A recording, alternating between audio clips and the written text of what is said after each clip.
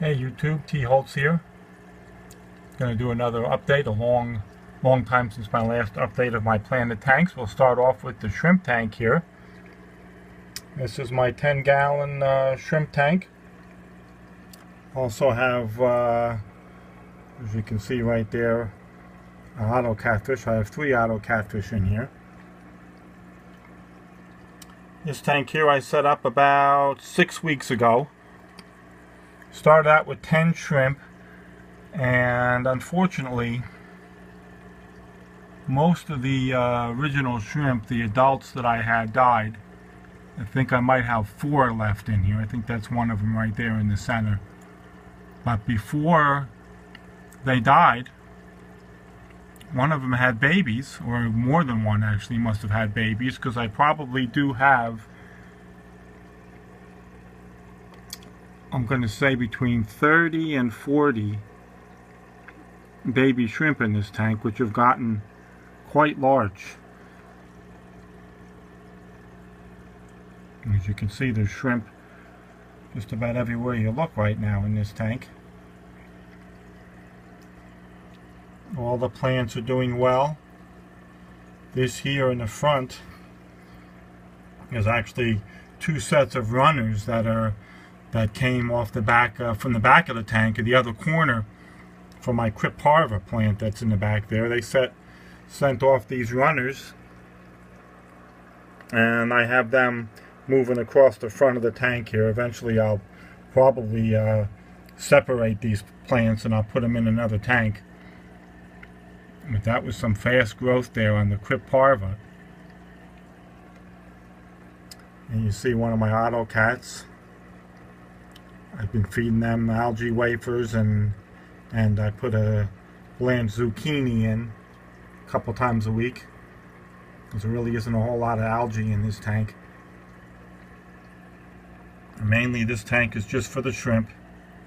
I think the adults maybe couldn't get used to the difference in the water parameters maybe in here.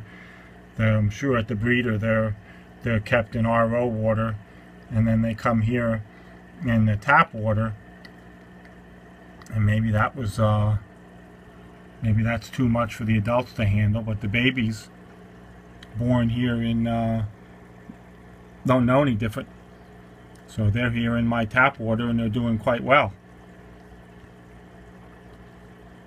and they've become quite large. It's hard to see on the camera here how large they are. They're not full size yet, but they're definitely getting there. I have these dwarf lilies here in the front. They sent off a lot of shoots to the top and made lily pads at the top. Well, I cut them off. There was about 7 or 8 of them blocking all the light, so I cut them off to keep them low. And as you can see now, I left a couple of them that grow to the surface, but most of them are now low after I cut them all off. Lots of Java moss. This Java moss looks really good, and the shrimp really clean it up nice. Before I put the shrimp in here, there was algae all over this moss, and they clean it up real nice. I got duckweed on the surface, and for some reason in this tank, the duckweed gets really long roots.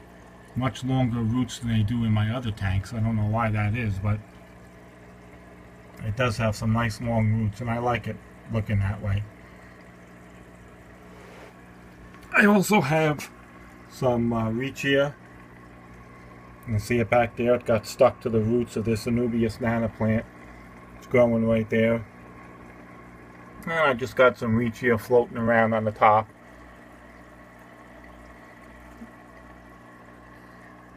There's a Crypwente red, Cryp undulata there in the back, Anubias nana petite right there. Cryptarva is hard to see there in the back. That's the one that sent off all the runners. And here's my auto cat. Everything in this tank is doing quite well, except for the adults that didn't make it, but the babies are doing well, and hopefully they'll grow up and breed in here. Give you a quick view from the top. Here's the one lily that's one of the lilies that I let stay at the top. Another one there in the back. They were blocking all the light, so I had to cut them down. But yeah, very happy with this shrimp tank. Things are going quite well in here. Let's move on. There's my neon tank. I have, I'm going to say around 30 neons in here. And 3 Cory cats. Get crazy growth in this tank. You can see this dwarf sage has carpeted through this whole area here. I mean, I only planted a few dwarf sage plants, and it has really filled in real thick. Still having a problem with snails in here. I take out as many as I can, but they're doing a job on these Radican swords back here. As you can see, the Radican swords all have brown spots on the leaves, and that's where the snails attach to them. And I take as many out as I can, but there's just so many in here. They don't bother the other plants, the tougher leaf plants like this Anubias coffeefolia. They sit on it, but they don't do any damage. This Anubias barteri too, they don't do any damage really to these leaves. You can see the snail sitting on them, but the leaves are tougher and they don't do any damage. Same to the Java fern. But back here on this on these Radican swords, they do kind of eat through and make holes in the leaves. I have some Rotala here on the side, and this water sprite plant I've trimmed numerous times. It just grows crazy. Huge growth. And I trimmed this plant back quite small, about half the size that it is now, about 2 weeks ago, and it has grown all the way back. Some Riccia moss I have floating here on the top. And the neons, you see how they school really well. About 30 or so neons in here with the 3 Cory cats.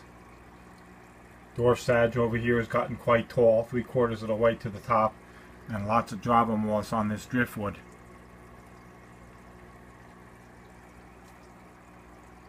Overall, I'm happy with this tank. I just wish it didn't have so many snails eating up those Radican swords.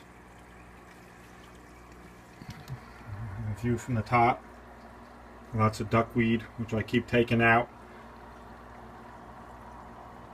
Always taking the duckweed out of here. You can see it's covered pretty good. Take it out and a week later it's all back, but that's okay.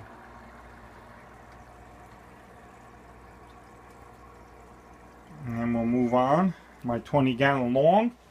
This one's kind of tough to film down low here. I gotta get down and look at it. I just did a major trim on this tank. This Anacris here just totally took over the tank. You couldn't even see the fish. There was just nothing but Anacris. So what I did is I pulled it all out and I just cut the tops off of it and planted the tops about a week ago, and they're eventually it'll all grow back, but this tank was just covered with Anacris, and that's all you saw. So I trimmed it, and this water sprite in the back as well. That plant too was huge, and I trimmed probably 90% of that, and it'll grow back. The fish didn't have any room to swim. It was hard to even feed them because there was just nothing but Anacris in here. But now they got some more room. Here's a Cripwente, which is actually a piece of the one that's in the back that I planted originally. This one was a runner that came out from it. Put that here in the front to add a little bit of color. Anubias, there's a better view. Anubias nana right there. Lots of Java moss on this piece of driftwood. I have a huge Amazon sword plant that's too big for this tank. It was small when I put it in, but now it's just takes over this whole side of the tank. Should have been in a taller tank, but it's in here for now. All the fish are doing well. You see I got my Harlequin rasboras swimming around there now.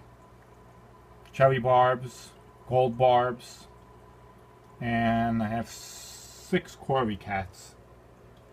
A lot of activity in this tank, and they're very, they certainly are quite happy once I did the trim here, because I mean it was really just a solid mass of plants. Couldn't see the fish.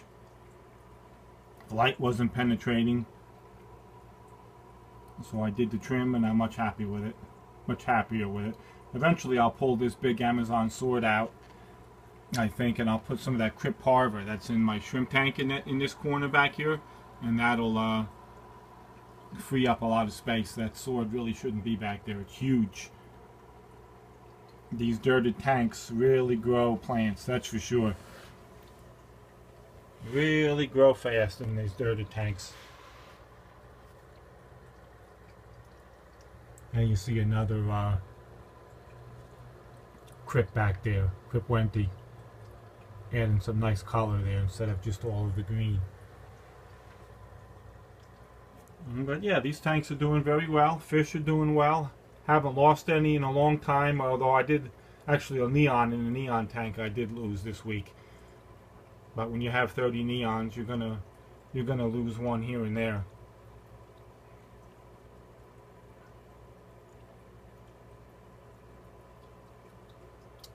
That's about it. That's the update. Thanks for watching.